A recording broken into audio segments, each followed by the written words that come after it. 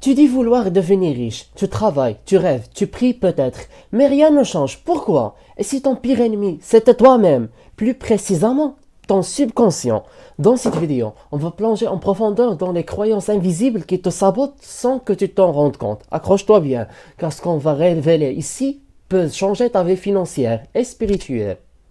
Le subconscient décide 95% de ta vie. Tu penses que tu décides avec ta volonté? Faux. Les neurosciences le montrent. 95% de nos choix sont guidés par notre subconscient. Tu veux gagner plus, mais si ton subconscient associe l'argent à la culpabilité ou à l'enfer, tu vas saboter chaque opportunité. Et là, tu te dis, mais comment savoir ce que mon subconscient croit vraiment? On y vient tout de suite. Identifier les croyances cachées. Voici des phrases que ton subconscient peut avoir ancrées depuis l'enfance. Les riches sont arrogants, l'argent corrompt les gens. On ne peut pas devenir riche sans trahir ses valeurs. Je ne mérite pas d'être riche.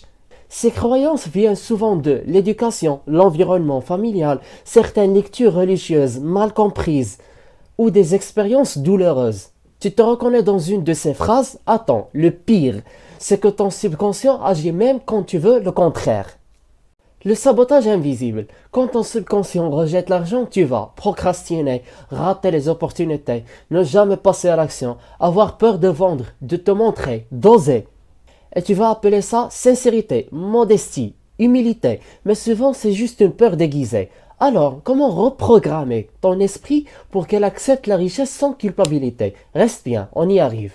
Alors, reprogrammer ton subconscient. Voici 4 outils concrets pour reprogrammer ton rapport à l'argent. Premièrement, l'auto-observation. Chaque fois que tu te sens bloqué avec l'argent, note ce que tu ressens. Deuxièmement, la visualisation. Imagine-toi riche et observe si tu ressens du malaise. Troisièmement, les affirmations. Répète chaque jour des phrases comme « Je mérite la richesse et je l'utilise avec sagesse ». « Je peux être riche et pieux ».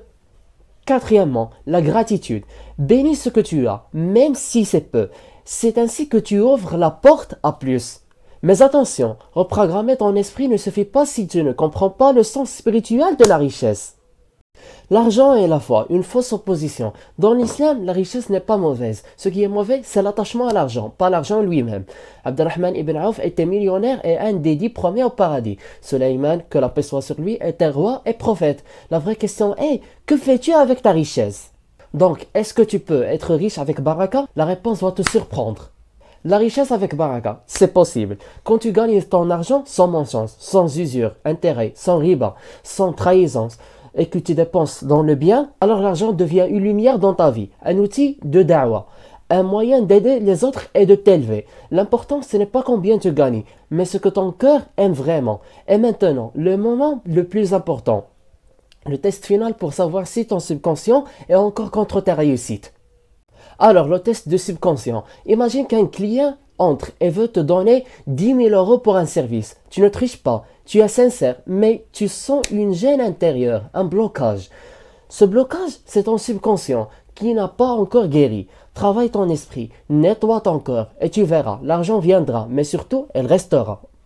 En guise de conclusion, tu veux être riche, commence par te libérer intérieurement. Détruis les croyances de pauvreté. Remplace-les par des convictions alignées avec ta foi, ton éthique et ta vision. Si cette vidéo t'a parlé, abonne-toi. Notre contenu arrive pour t'aider à aligner baraka et business. Dis-moi en commentaire, quelle est la croyance limitante que tu veux éradiquer aujourd'hui? Et je m'intéresse à savoir quelque chose. Comment es-tu intéressé à ce contenu sans que tu watches les vidéos précédentes dont on parle de la liberté financière, de la finance islamique et de la psychologie moderne? Watch-les, c'est un héritage cognitif à l'humanité. À très bientôt.